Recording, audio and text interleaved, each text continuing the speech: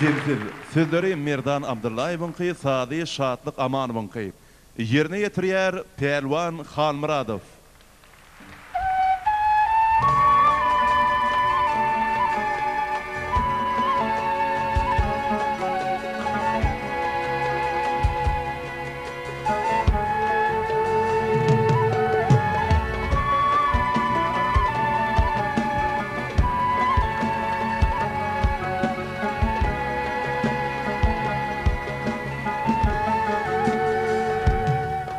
Bu gece senin elimden suratın düşürmedim saatlardır ağladım derlere.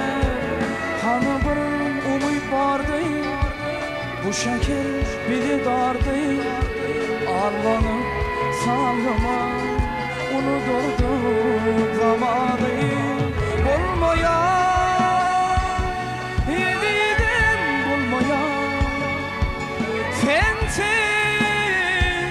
yaşanmaya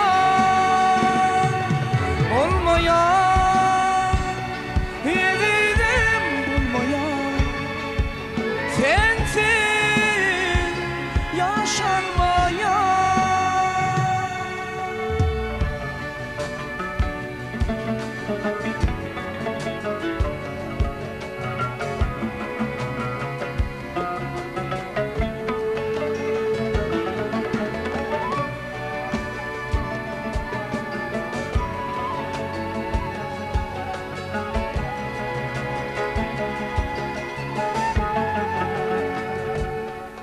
Hani bir kıymız yoktu, aşkımın sonu bitti.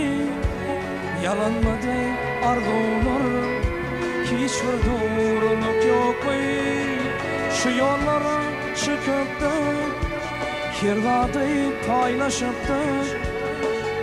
Keşke tanışmasaydık, şimdi bir ıslaşıptı. Olmayan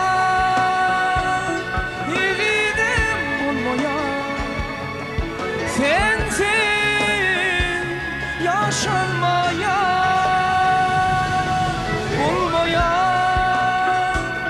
idim bulmaya sensin yaşanmaya bulmaya idim bulmaya sensin yaşanmaya olmaya idim olmaya sensin yaşa.